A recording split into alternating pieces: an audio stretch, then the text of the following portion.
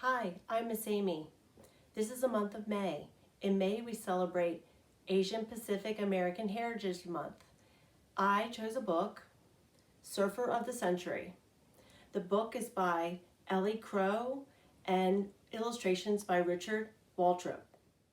The endless swimming and hard work had paid off.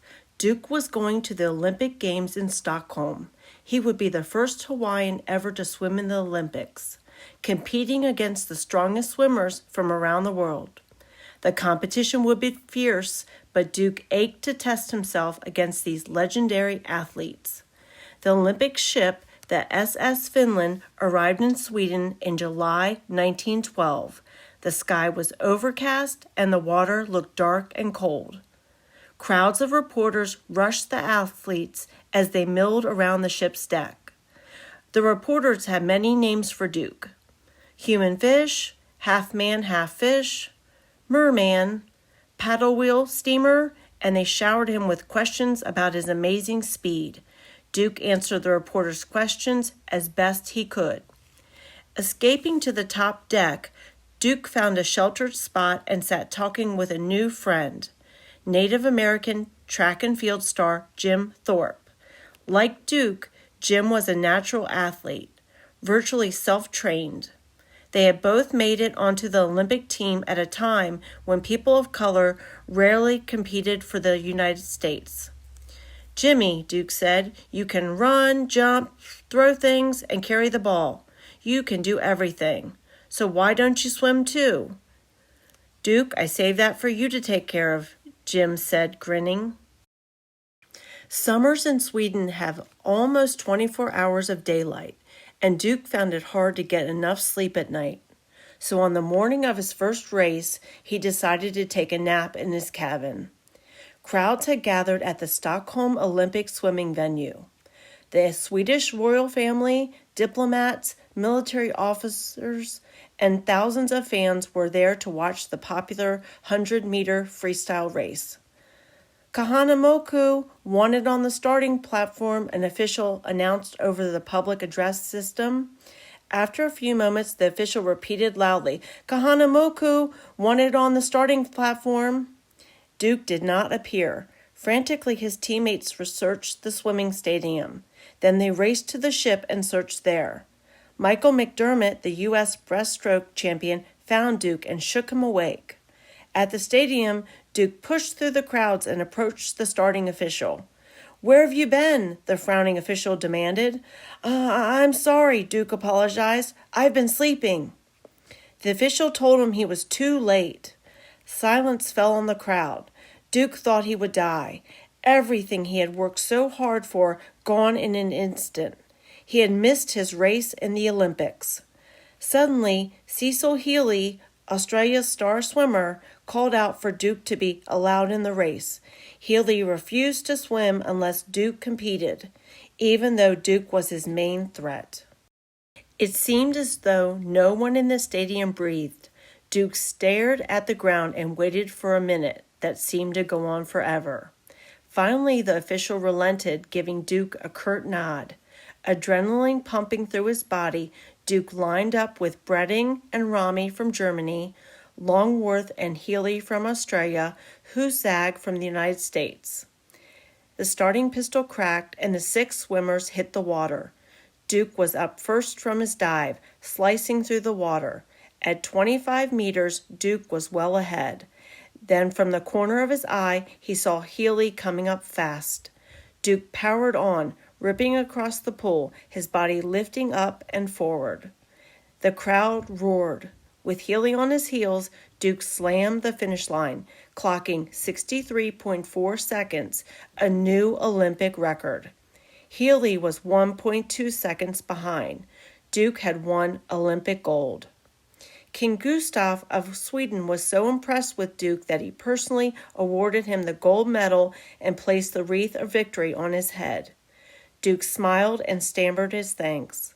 His smile grew wider when the king also honored Duke's friend Jim Thorpe, who had won 2 gold medals.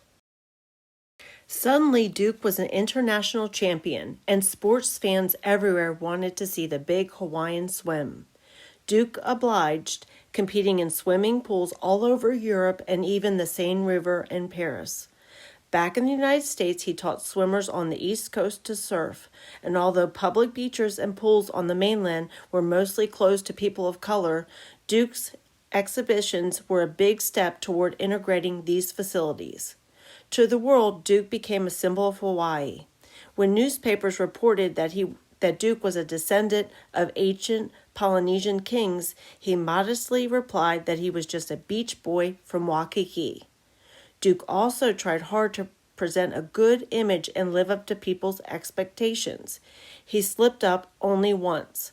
Traveling on a slow-moving steamer, Duke found the sparkling ocean just too tempting.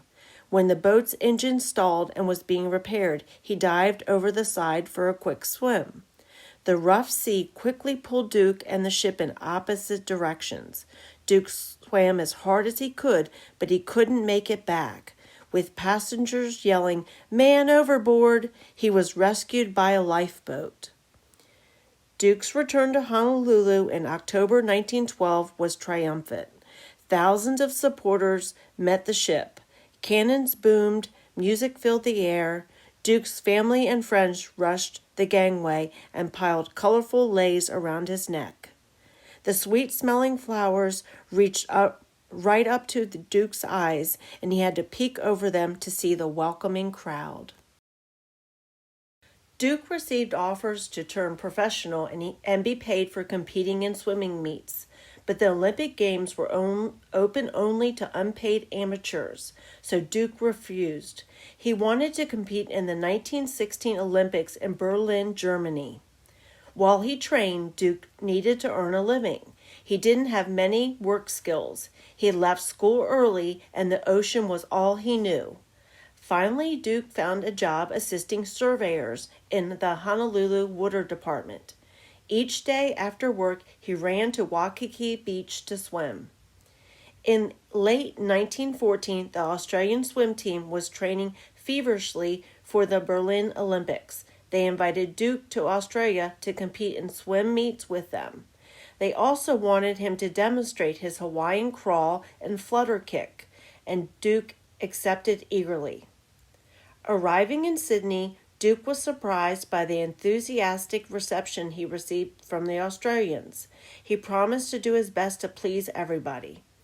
During his 33-race tour, the sports stadiums of Sydney, Melbourne, and Brisbane were packed with appreciative crowds.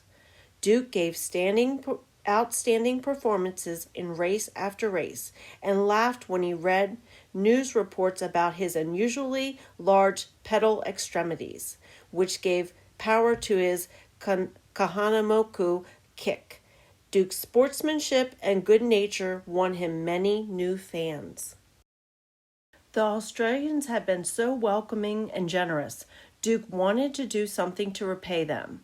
Although some Australians knew about surfing before his visit, Duke noticed they were not taking advantage of their wonderful big surf. He thought this was very unusual. Hawaiians had been riding the waves for at least 1,000 years. Duke decided he would introduce the Australians to board surfing, the sport of the ancient Hawaiian kings. No surfboard was available, so Duke bought a sugar pine plank and spent a day shaping an 8-foot 9-inch board. Word spread that the Hawaiian swimming champion was going to ride ocean waves on a board, and crowds of curious people gathered at Freshwater Beach in Sydney.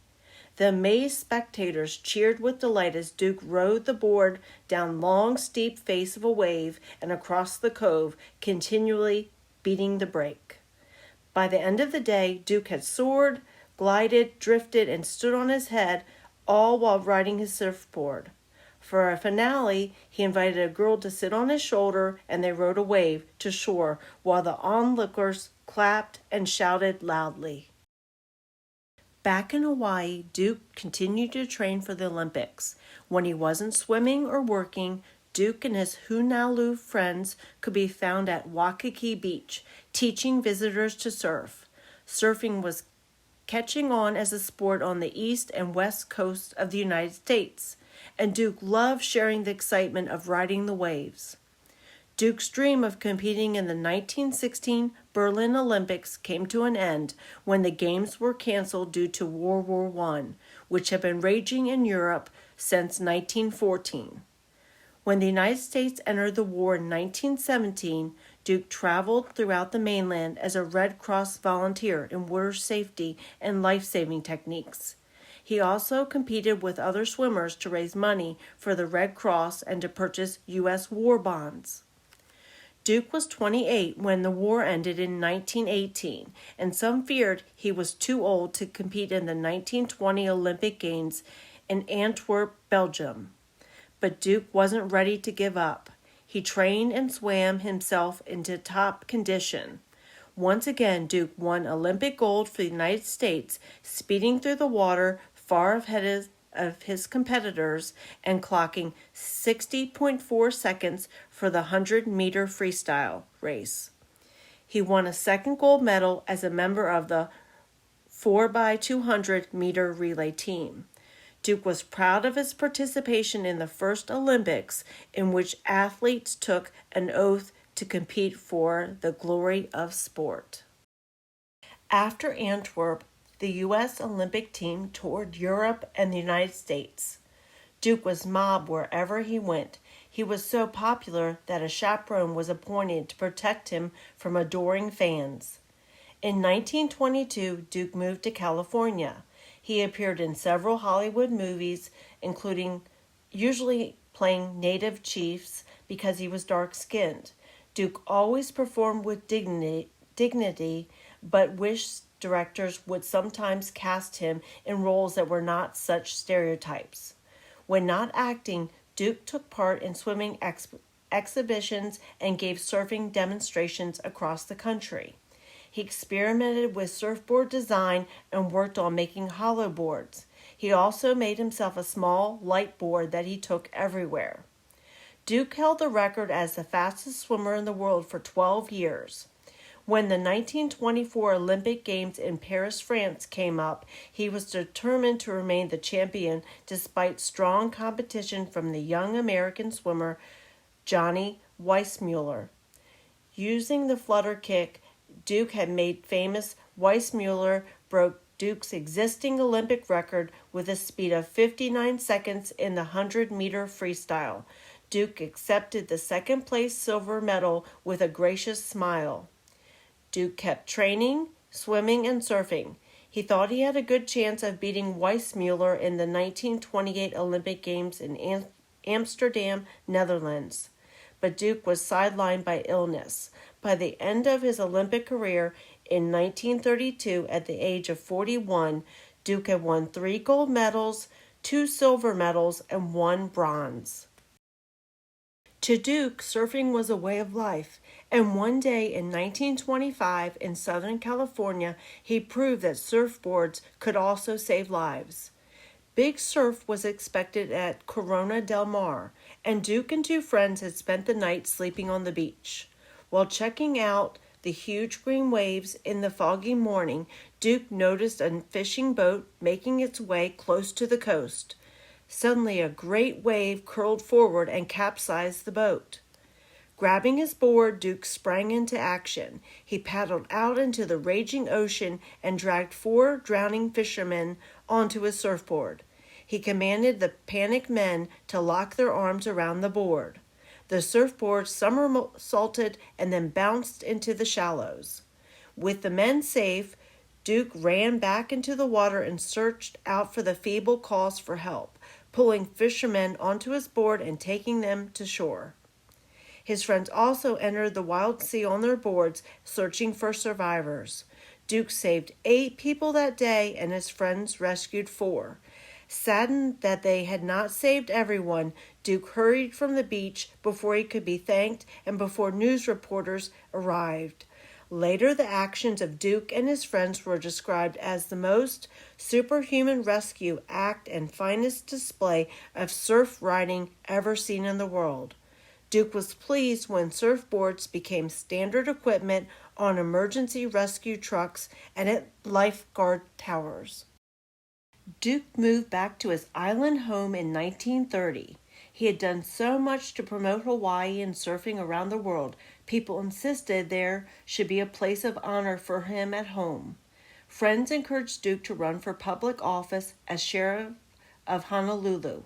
In 1934, he won easily, and he remained Honolulu's sheriff for 26 years.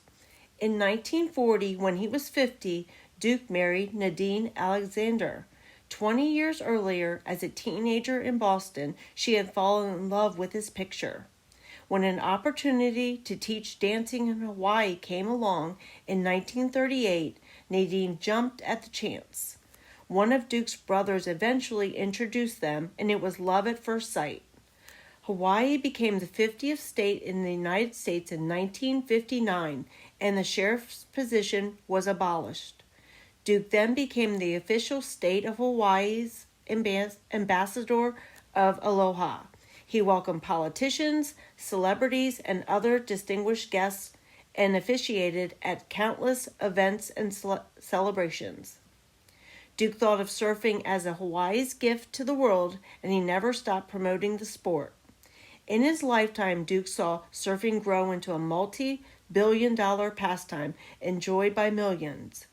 He loved watching young surfers discover the thrill of riding the waves. Duke's dream yet to be fulfilled was that one day surfing would be an event in the Olympic Games, and that surfers would compete for Olympic gold in the thundering ocean waves. Duke Kahanamoku, and the father of modern surfing, died on January 22nd, 1968, at the age of 77. He was the world's greatest waterman and the 20th century's most influential surfer. Just as important, Duke will always be remembered for his kindness and modesty, good sportsmanship, and love of life. No matter what he did, he spread aloha. Duke's creed of aloha. In Hawaii, we greet friends, loved ones, or strangers with aloha, which means with love. Aloha is the key word to the universal spirit of real hospitality, which makes Hawaii renowned as the world's center of understanding and fellowship. Try meeting or leaving people with aloha. You'll be surprised by their reaction. I believe it, and this is my creed. Aloha to you. Did you like the book? Yes or no? Thank you for watching.